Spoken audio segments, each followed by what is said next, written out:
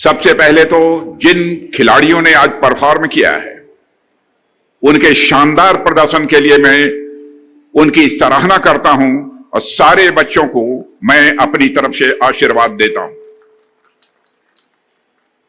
साथियों, आप सबको जानकारी है कि पिछले वर्ष लखनऊ के इसी ऐतिहासिक केडी सिंह बाबू स्टेडियम में सांसद खेल महाकुंभ की शुरुआत हुई थी और इस साल इस प्रतियोगिता का बेहतर संस्करण आप सबके सामने है और यह सिलसिला मैं आपको आश्वस्त करना चाहता हूं आगे भी जारी रहेगा। आप जानते हैं किसी भी देश या समाज के विकास का जो पैमाना होता है उसमें वहां पर जीडीपी के साथ साथ देश के एथलीटों का दुनिया भर के स्पोर्ट्सिंग इवेंट में कैसा परफॉर्मेंस होता है और स्पोर्ट्स जीडीपी कंट्रीब्यूशन पर भी यह निर्भर होता है। यानी उस देश की जीडीपी में स्पोर्ट्स का कितना बड़ा योगदान है यह भी एक बड़ा पैमाना होता है।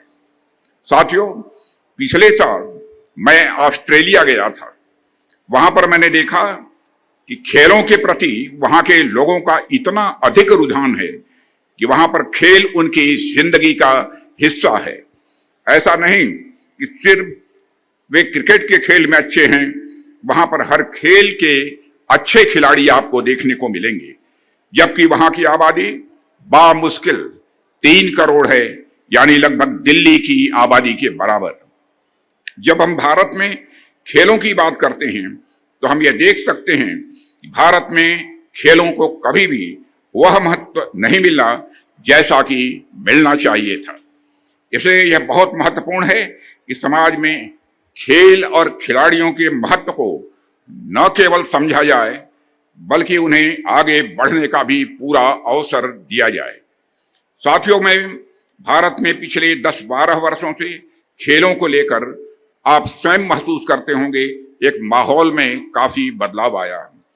पहले हम केवल एक क्रिकेट और हॉकी खेलने वाले देश के रूप में सारी दुनिया में जाने जाते थे और जब बात ओलंपिक खेलों की आती थी तो हम मेडल्स टैली में अपना नाम तक दर्ज नहीं करा पाते थे। लेकिन अब भारत के बड़े बड़े स्पोर्ट्सिंग इवेंट्स में अपनी एक अलग पहचान बनाने में हम सफल साबित हो रहे हैं। हमारा लखनऊ शहर अपनी स्पोर्टिंग कल्चर के लिए पहले के समय में भी जाना जाता था। आजादी के बाद जब पहली बार नेशनल गेम्स का आयोजन किया गया तो 1948 में हमारे आपके इसी शहर में किया गया था। साथियों, उसके बाद भी समय समय पर यहाँ पर नेशनल और इंटरनेशनल स्पोर्टिंग इवेंट्स आयोजित होते रहे हैं और अब यह सांसद खेल महाकुंभ भी लखनऊ के स्पोर्टिंग कैलेंडर में जुड़ चुका है। इसके 2 संस्करण हो चुके हैं। मेरी कोशिश यही रहेगी कि यह सिलसिला लगातार आगे भी बना रहे। साथियों, पिछले 11 वर्षों में भारत में एक खेल का एक नया युग प्रारंभ हुआ है। यह नया युग विश्व में भारत को सिर्फ एक बड़े खेल शक्ति बनाने भर का ही नहीं है बल्कि यह खेल के माध्यम से इस समाज के सशक्तिकरण का भी एक यह नया दौर है। एक समय था जब हमारे देश में खेलों को लेकर एक उदासीनता का भाव था। स्पोर्ट्स भी एक कैरियर हो सकता है, यह बहुत ही कम लोग सोचते थे। न तो स्पोर्ट्स इंफ्रास्ट्रक्चर पर उतना ध्यान दिया जाता था और न ही खिलाड़ियों की जरूरत का ध्यान रखा जाता था। जो लोग खेलना भी चाहते थे उनके लिए छोटे शहरों में भी स्पोर्टिंग इंफ्रास्ट्रक्चर जैसा मिलना चाहिए वैसा नहीं मिलता था। कई खिलाड़ियों की प्रतिभाएं इन अभावों के चलते दम तोड़ दिया करती थीं। प्रधानमंत्री श्री नरेंद्र मोदी के नेतृत्व में हमारी सरकार आज खेल और खिलाड़ियों से जुड़ी इन समस्याओं का भी समाधान कर रही है। साथियों, अर्बन स्पोर्ट्स इंफ्रास्ट्रक्चर के लिए जो योजना थी उसमें भी पहले की सरकार ने 6 साल में सिर्फ 300 करोड़ रुपए खर्च किए, जबकि खेलो इंडिया अभियान के तहत हमारी सरकार स्पोर्ट्स इंफ्रास्ट्रक्चर पर करीब 5,000 करोड़ रुपए खर्च कर चुकी है और बढ़ते हुए स्पोर्ट्स इंफ्रा की वजह से अब ज्यादा खिलाड़ियों के लिए खेल से जुड़ना पहले की अपेक्षा आसान हो गया है।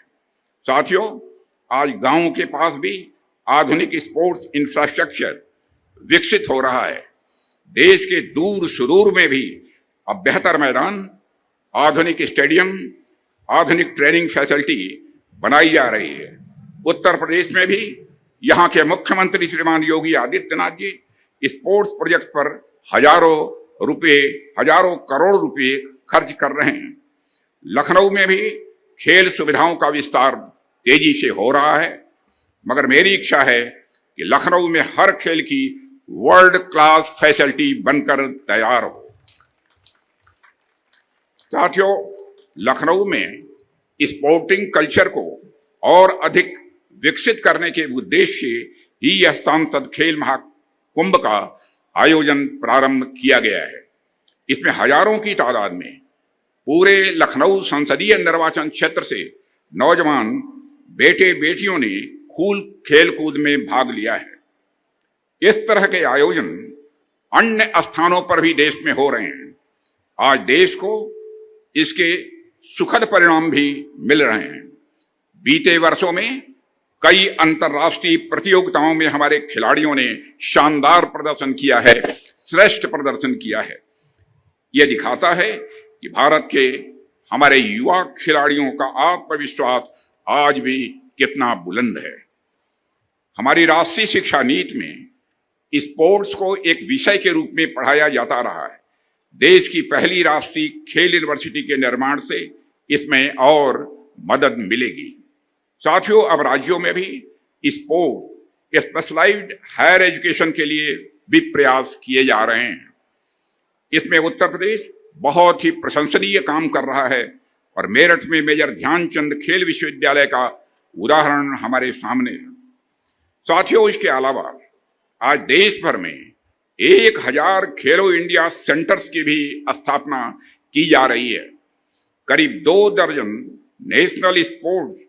नेशनल सेंटर्स ऑफ एक्सेलेंस भी खोले गए हैं। इन सेंटर्स पर प्रदर्शन को सुधारने के लिए ट्रेनिंग और स्पोर्ट्स साइंस सपोर्ट भी दिया जा रहा है।